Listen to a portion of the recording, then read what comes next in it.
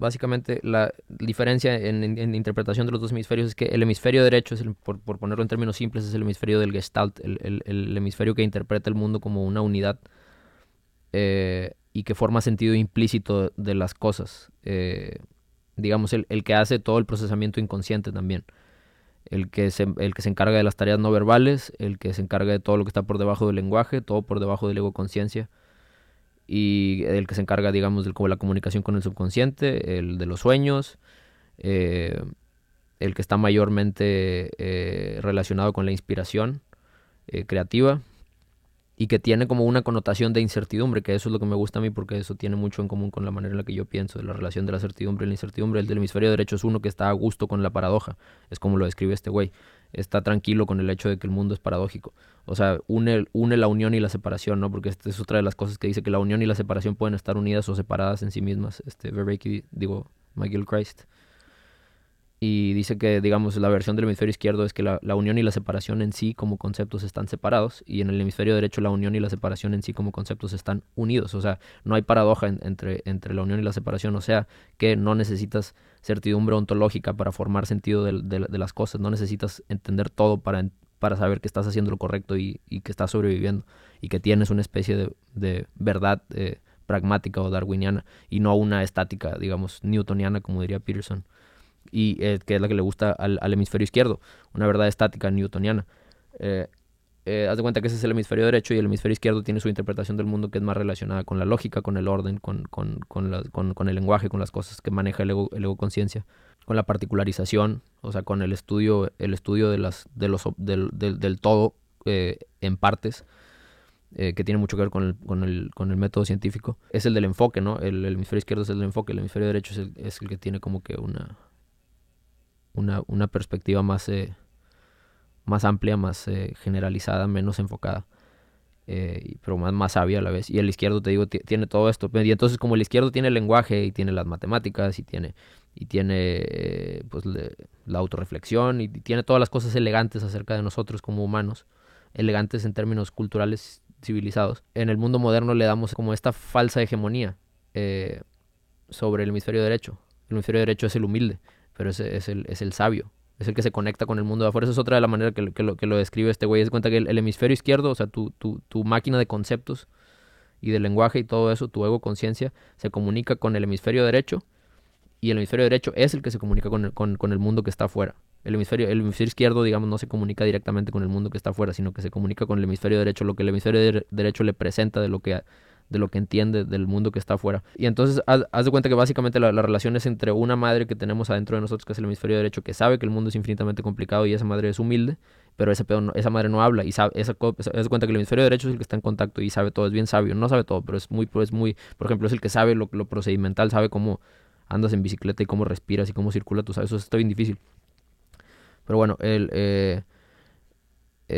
como no habla el vato, como no tiene lenguaje, como nada más se comunica contigo en sueños y en imágenes y en impulsos y en gustos y en pasiones, no le das esta elegancia, digamos, intelectual que se le da al hemisferio izquierdo. Y eso siempre era como se le daba, te digo, esta falsa hegemonía al hemisferio izquierdo sobre el derecho, aparentemente, según lo que dice este güey, antes, y eventualmente fueron encontrando que el hemisferio derecho eh, es el que es sabio y es el que es el fundamento sobre el otro. No el otro no es el impostor.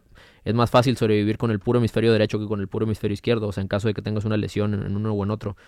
Eh, Esos son de las cosas que habla. Aquí también tiene muchos experimentos de lesiones a ambos hemisferios y cómo es mucho más grave cuando se tiene una lesión en el hemisferio derecho en cuestión del funcionamiento cognitivo. Y el güey dice que el proceso de los hemisferios, de la conversación que tienen, es como una especie de proceso dialéctico, ¿no? El hemisferio derecho empieza presentando la experiencia para que el hemisferio izquierdo la organice, y el hemisferio izquierdo la organiza y la ordena y la vuelve lógica y bella y todo eso. Pero el destino de todo ese cuadro de orden y toda esa lógica y toda esa belleza formada por el hemisferio izquierdo es regresar al caos de la incertidumbre del hemisferio derecho y someterse a la ontología incierta del hemisferio derecho, quedándose con todo el jugo, todo lo bueno, toda la herramienta, todas las herramientas que brinda, pero no definiendo la ontología en base a los conceptos que genera, sino la ontología es la incierta, la del hemisferio derecho. Siempre todo lo que generes con el hemisferio izquierdo tiene que regresar al derecho. Y esto es la que, ese es el proceso que dice este güey que es el sano, ¿no? Por así decirlo. Y dice que más o menos la civilización actual tiene un problema porque, porque el emisario, que es el hemisferio izquierdo, o sea, el chalán, eh, no obedece al hemisferio derecho, o sea, está enamorado de sus creaciones, que es más o menos la misma idea, curiosamente, que de la que habla Peterson cuando habla de la idea de Lucifer, del ángel de luz, que es como, que es como una representación del el intelecto y el raciocinio que se revela por encima de todo, incluso se pone por encima tal vez digamos, de la inteligencia preconsciente suprema que se conecta a lo trascendente que a lo mejor está en el hemisferio derecho. Y es lo mismo, es una idea de que Lucifer se le revela a Dios, digamos, es lo mismo que el hemisferio derecho se le revela, el hemisferio izquierdo se le revela al hemisferio derecho, las creaciones lógicas y ordenadas y bellas del hemisferio izquierdo se le revelan a la incertidumbre sabia del hemisferio derecho. Y parte de lo que habla este güey es que, por ejemplo, las lesiones al hemisferio derecho son más graves, te digo, en cuanto al funcionamiento, porque el hemisferio derecho es el encargado de todo lo implícito, de todo lo que no manejas verbalmente, semánticamente, proposicionalmente, lógicamente y conscientemente, sino todo lo que se maneja inconscientemente, implícitamente, que es casi todo lo que haces.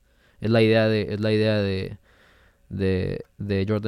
John Vervaeke, de Relevance Realization, ¿no? De que digamos, la conciencia o el trabajo de la conciencia, el que no entendemos es cómo vergas reduce el caos de la infinidad de información disponible a el pequeño compartimento de información requerida que tenemos que ponerle atención y resolver para así vivir. O sea, eso parece ser matemáticamente o algorítmicamente algo imposible de resolver. Pero sí, entonces cuando si te lesionas el hemisferio derecho, por ejemplo, una de las cosas que pasan, curiosamente, que es lo que me trae a hablar de esto, porque lo quiero relacionar con la ansiedad, porque la ansiedad, o al menos de como yo lo he platicado con algunos de mis amigos, repito, no soy clínico, es como un exceso de hemisferio izquierdo, un exceso de perspectiva de hemisferio izquierdo, un exceso de lógica, orden, certidumbre, lenguaje, ego, o sea, autorreflexión, idea de ti mismo, tu identidad social, todo eso, eh, como considerar eso por encima del mundo real, del mundo del hemisferio derecho, del mundo que es infinitamente asombroso.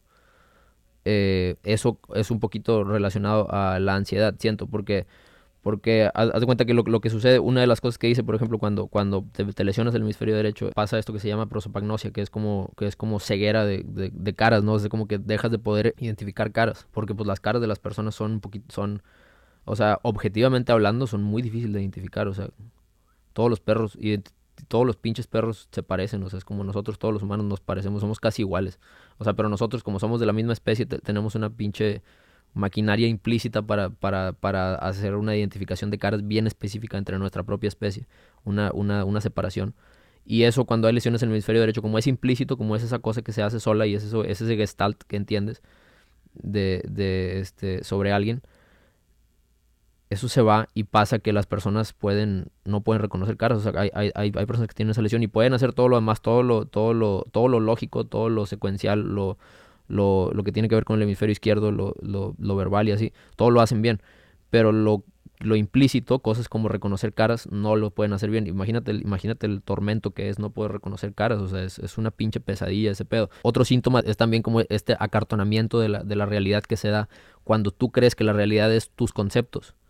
O sea, cuando tú crees que el mundo es el hemisferio izquierdo y no el mundo en sí, que es el que con el que se comunica, no esa cosa incierta con la cual el hemisferio derecho te comunica. O sea, por ejemplo, una de las razones por las que el mundo se vuelve bien aburrido conforme vas creciendo, a diferencia de cuando eres niño, es porque cuando eres niño estás interpretando el mundo con el hemisferio derecho, estás absorbiéndolo por primera vez, estás recibiendo, estás contendiendo con la experiencia real del mundo en tres dimensiones por primera vez. Entonces ese mundo no está, digamos, filtrado por tus conceptos de él, que son los manejos, las creaciones del hemisferio izquierdo, simplificaciones de esta presentación del mundo real que te da el hemisferio derecho, representaciones.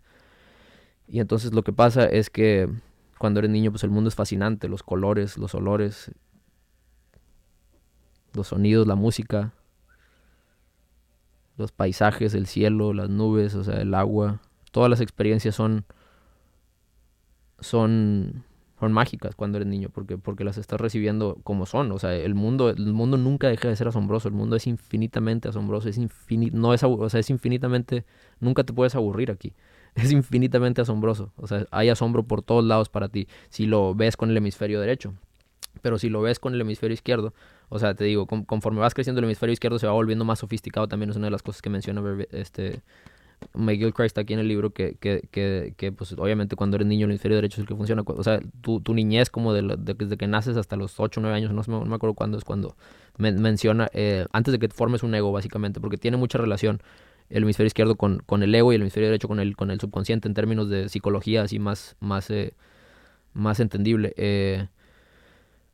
Em, entonces haz de cuenta que creces en la implicidad y la incertidumbre del hemisferio derecho cuando eres niño y conforme vas entendiendo el mundo, vas formando tus conceptos del mundo, tus entendimientos. Entonces haz de cuenta que vas sustituyendo estas piezas de realidad que se presentan en tu fenomenología y les vas poniendo por encima como stickers falsos que haz de cuenta que tienen el nombre. Haz de cuenta que ahora en vez de ver agua, en vez de ver el agua, ves un sticker que dice agua. En vez de ver el cielo, ves una madre, un sticker que dice cielo. A lo que voy es que cuando haces esto, cuando crees que el mundo son tus conceptos, cuando conceptualizas de más y entiendes todo, que es un proceso natural, te digo, conforme creces, pues no todo te puede asombrar, o sea, tienes que pues, no asombrarte tanto, ¿no? Porque esa es parte de la adultez, parte de la madurez, es que se vuelve todo un poquito más gris, porque por lo mismo, porque se vuelve todo más conceptual, todo no estás presenciando el mundo tan directamente como cuando lo haces de niño, porque ya tienes todo este pinche colección de conceptos que no te dejan hacerlo. Pero lo que puedes hacer conscientemente es entender que el mundo no es esos conceptos, porque luego lo que pasa, lo que yo he entendido que pasa, a mí me ha pasado y lo he entendido de amigos con los que he platicado, es que el mundo se les vuelve acartonado y eso te da una sensación como de pinche eh, miedo, terror, horror, de que estás atorado como en una pinche maqueta, como de desasociación. O sea, es como si estuvieras atorado en un videojuego. Pero ya ves la diferencia entre, por ejemplo, un videojuego cuando andas ahí. A mí me acuerdo cuando estaba morro y jugaba, no sé, Grand Theft Auto o cualquiera de estos.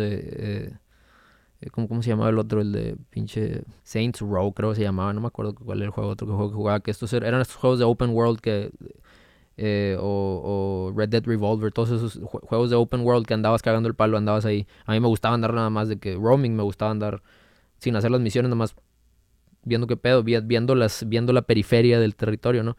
Y luego te das cuenta que al final, pues como que, pues, o sea, es una representación de la realidad del videojuego, pero al final, pues es como una pared y un techo y un suelo bien acartonados, ¿no? O sea, llegas al final del mapa o ves algunos glitches ahí y dices, verga, este pedo está bien pinche. O sea, pues es un programa. No estás en un lugar infinito o en un lugar complejo, estás en un lugar completamente entendido por un programador, ¿no? Entonces eso te da como pues estás en un puto cuarto, estás encerrado, te da como un encierro, como una claustrofobia. Como una claustrofobia. Y yo he sentido esto en ocasiones, es una sensación que me ha llegado desde varios diferentes puntos de mi vida que me da miedo y que ahora controlo un poquito más, que es esta sensación de que de repente siento como que en vez de yo eh, tener la percepción que estoy teniendo ahorita, entra como una percepción desasociada de mí, como si fuera un alien que no es de aquí, que no conoce nada, que no entiende lo que son estos objetos, que no conoce a mis amigos ni a mi familia. Pero de repente viene y se mete en vez de mí y ve las cosas y se paniquea bien ojete, se siente como atorado en la carne, atorado, sujetado por la gravedad, por el tamaño mío y por el paso, por la percepción del tiempo mía. Y se siente como atorado, se siente como que se quiere salir y eso te da una pinche, a mí me ha dado una pinche impaciencia, como una impaciencia que me causa mucha ansiedad y me ha causado como claustrofobia de mi propio puto cuerpo. Me quiero salir de mi propio cuerpo y ¿qué es eso? Está bien extraño.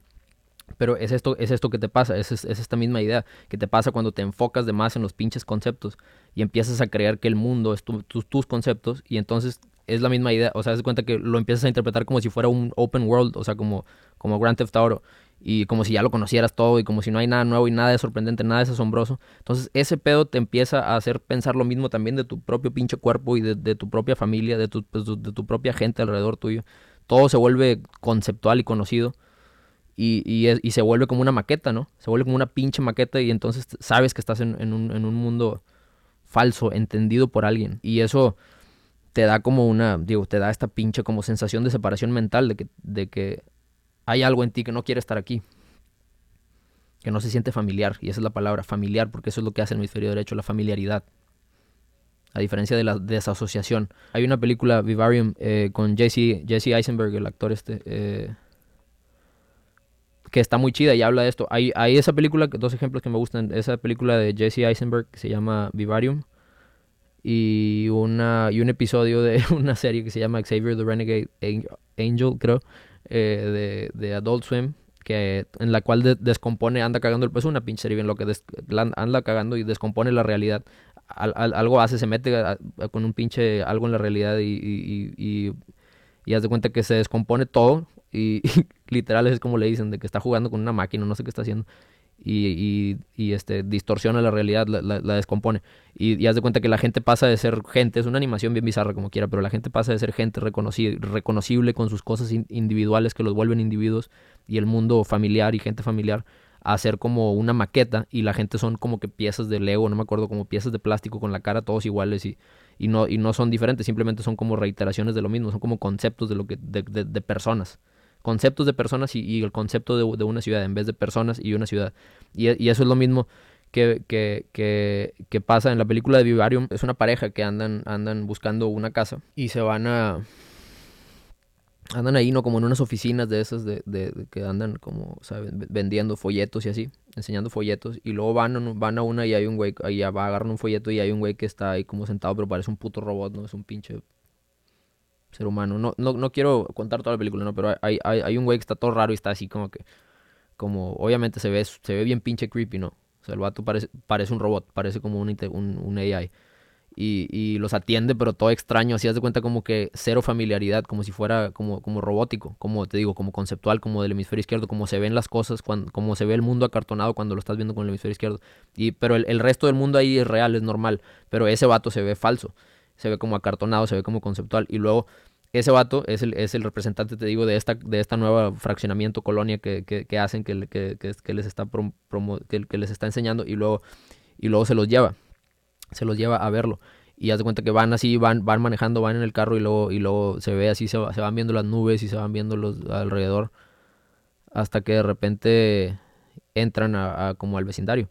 Y el vecindario, y haz de cuenta que todo cambia, todo cambia. Las nubes dejan de ser la forma pues impredecible que tienen, que se pegan y se separan y son de alguna manera impredecibles y se convierten en nubes como de caricatura, en bolitas blancas con una separación así bien distribuida y con tamaño como repetido, como de un videojuego, haz de cuenta, como un programa. Y las casas, haz de cuenta que parecen como una pinche maqueta, haz de cuenta que todas las casas son iguales y parecen como una maqueta, se ven falsas. El cielo se ve falso, el zacate se ve falso, la calle se ve falsa, el vato se ve falso, no hay gente, no hay vecinos, está solo, no hay nadie y les está enseñando la casa. Bueno, total, ahí luego ya la película se pone bien loca y profundiza más sobre el tema, pero pues ya no quiero contarla. Haz de cuenta que les enseña la casa y luego pues de repente el vato ya no está. Y ellos se quedan ahí y se quedan atorados en este mundo acartonado conceptual y tratan de salir y pues no se puede y así. Y ahí se desarrolla la película. Pero el punto es que el punto es que diseñaron muy bien esta idea de la claustrofobia que genera vivir en tus conceptos o interpretar el mundo a través de tus conceptos, la claustrofobia adentro de tu propio cuerpo que te genera eso, que se convierte en una pinche ansiedad insoportable que te puede hacer que te suicides o algo así por sentirte que estás atrapado en una puta maqueta o en un puto lugar donde no conoces a nadie, donde no te sientes familiar con tu propia familia, con tus propios amigos. Todo eso son peligros de confiar de más en el hemisferio izquierdo, eso según Ian McGilchrist. Y eso es algo que yo le decía a un amigo el otro día. No le ganas a pensamientos con más pensamientos. O sea, las personas hiperlógicas, hiperconscientes, hiperconceptuales, esas son las que se atoran en la pinche ansiedad en el mundo acartonado porque crees que para ganarle a esa puta cárcel conceptual en la que estás necesitas generar más conceptos. Y no es eso, es que te tienes que salir de ahí. Tienes que regresar al mundo del hemisferio derecho. Y hay muchas maneras de regresar al mundo del hemisferio derecho. Hay obviamente la espiritual, la humillante, puedes hacerla con psicodélicos, puedes hacerlo con ejercicio, eso es otra, porque regresar al cuerpo, eso es una forma importante, puedes hacerlo con meditación, ejercicios de respiración, ejercicios que te hagan, por ejemplo, manejo de calor y frío, manejo de temperatura corporal, con los baños fríos, la respiración, ejercicio fuerte, te digo, correr, el cardio, a las artes marciales. Hay muchas maneras. Entonces, haz de cuenta que los atletas, por ejemplo, la gente que es atlética o incluso la gente que usa mucho su cuerpo, esto es uno del pedo, digamos, del cognitariado actual, de todas las personas que trabajan cognitivamente, es que tienden a pasársela en el hemisferio izquierdo, o sea, porque están sentados, están en el mundo conceptual, está, por ejemplo, el mundo de las pantallas, el mundo de 2 dimensiones, el mundo del pensamiento, el mundo de la cognición, el mundo de resolver problemas cognitivamente. Mientras estás sentado, o sea, no te estás desplazando por el mundo de 3 dimensiones, eso genera un desbalance hacia el hemisferio izquierdo, eso es parte de esto. Y, por ejemplo, la gente que trabaja con su cuerpo, que son atletas, viven sin darse cuenta pues en su cuerpo porque es lo que usan. Y lo que causa esto es que están sanos emocionalmente, están felices porque se dan cuenta de la familiaridad de las cosas. No, felices tal vez no es la palabra, pero no se sienten extraños en este pinche mundo, se sienten a gusto porque están acostumbrados a usar su cuerpo, lo cual los mantiene con esa, digamos, esa cognición más incierta del hemisferio derecho. Eh, con la cual, que te conecta más con la experiencia directa y con la cual no se ve el mundo acartonado y no te sientes enclaustrado en un pinche lugar donde no perteneces. Si vives en este tipo de mundo que parece maqueta, que parece como open world de videojuego, que parece un programa, significa que tienes como premisa o como axioma que este mundo lo tienes entendido, que es tus conceptos. Esa es la razón por la que se ve acartonado, porque lo entiendes, porque es completo el entendimiento. Eso es por lo que se ve acartonado. Por tu premisa de que el entendimiento es completo, se tiene que ver acartonado, porque tu entendimiento no es infinito. Tu entendimiento es como un programa, entonces o sea, es una simplificación, es una representación. Y el mundo no es la representación, el mundo es la presentación. El mundo es lo real, es en lo que está basada la representación, te digo. Entonces, básicamente la idea principal de esto, a mi entender, es una idea de tu marco ontológico. Es lo mismo. Tu marco ontológico, cierto o incierto. El del hemisferio izquierdo es el cierto, es en el que crees que sabes todo, en el que crees que tus conceptos son el mundo en sí. Que ontológicamente el mundo está definido por tu entendimiento, por tu entendimiento de él a través de tus conceptos. Y el hemisferio derecho es el que acepta la paradoja, es el que te dice, no, todo lo que generaste con tus cuadros de orden y tu hemisferio izquierdo, todo eso es válido, todo eso está bien, todo eso nos ayuda, pero hay que regresar a la ontología incierta de que aquí no sabemos ni qué verga, somos un cuerpo en un ambiente y estamos tratando de hacer lo mejor que podemos comunicándonos con ese ambiente para sobrevivir y para progresar, pero fuera de eso, o sea, a un nivel más así global, conceptual, no sabemos mucho, ¿no?